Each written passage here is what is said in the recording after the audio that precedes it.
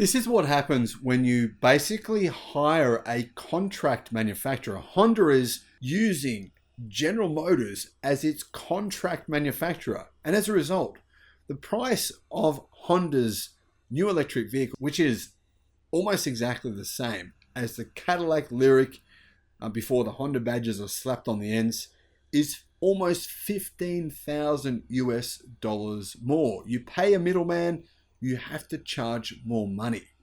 I don't understand this strategy from Honda. It doesn't make sense. Hello, my friends. Welcome to the channel. I'm Sam Evans. You're watching the Electric Viking. Honda have just revealed the price of their new ZDX EV. And I think the EV looks good. I think it's a pretty good car.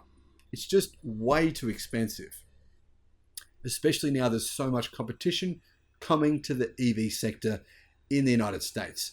The $65,000 Acura ZDX makes the Cadillac Lyriq look like a bargain, and General Motors are probably thinking to themselves, this is great advertising for us. Thank you so much, Honda. Thank you so much for buying these cars from us. We're making a profit selling them to you, and then you're making us look better because you're charging so much more than what we charge for the same car. And honestly, I actually think the Cadillac version looks better. I'd prefer the Lyriq if they have the same exact price anyway. So who in their right mind is going to go pay $15,000 more for the same car? I mean, it also is a bit silly. I mean, to think to yourself, I'm buying a Honda that Honda are buying from General Motors. Anyway, the ZDX arrives this spring. It'll cost $14,805 more than the Cadillac Lyriq after incentives. The Acura ZDX will cost $64,500 plus a destination fee. That means it costs $7,500 more than the Cadillac Lyriq, which begins at $57,000. But if that isn't bad enough, Cadillac offers a $7,500 incentive to make up for the missing tax credit, which may be re-incentivized at some point in time. But at this point, it means the ZDX is $14,800 more than the Cadillac Lyriq, despite being the same car, same platform, same batteries, same motors, same components. Other than that, I don't think the specification is actually any better in the Honda. If that isn't enough to dissuade you, says Car Scoops, the 2024 ZDX A-Spec promises to come exceptionally well equipped, but Honda hasn't told us what exactly that means. And I'm still comparing this price here, guys. It is the cheapest version of the Honda ZDX, and it's, like I said, General Motors make it. So you can't really go and say, hang on a minute, it's got Honda DNA bred into the car. It doesn't. It's a GM. It's a Cadillac Lyriq rebadged with a different body, or slightly different body anyway. So what are the price specifications you can get from Honda? Well, the A-Spec is the cheapest version, $64,500.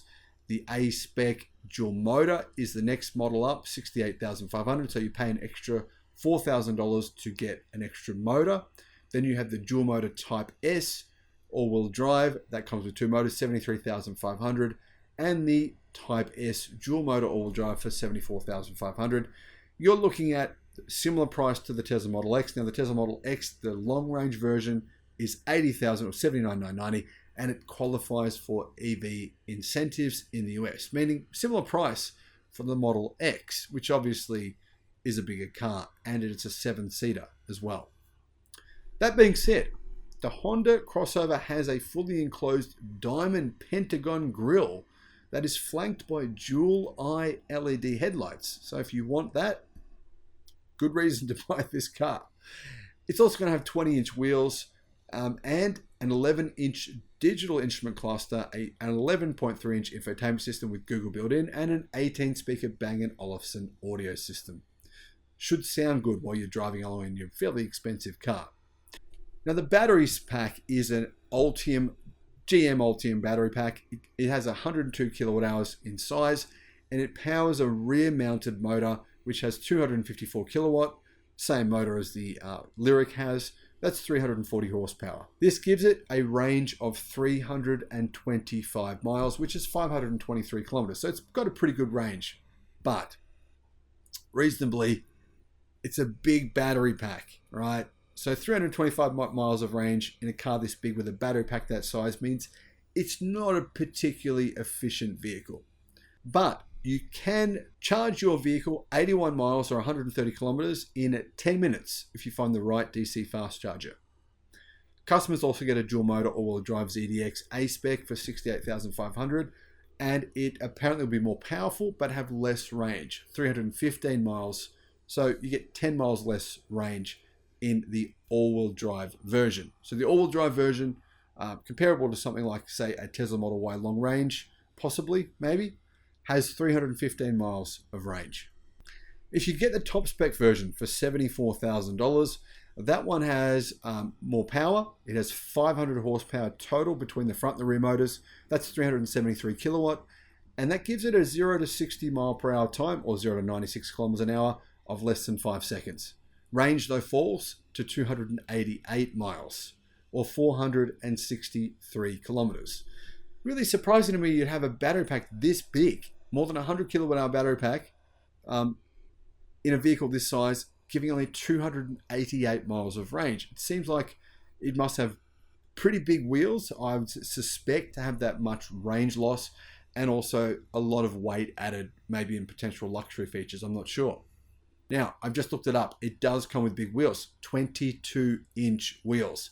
That's going to contribute to less range. Interestingly here, this is truly a GM vehicle because it comes with GM's hands-free cruise.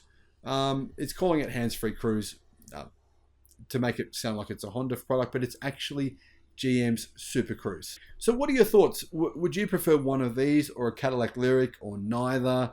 Do you think Honda will succeed in rebadging General Motors EVs and, going forward with that strategy? I personally think it's going to be a big flop, but who knows? I could be wrong. What do you think, guys? Thanks for watching. Bye-bye.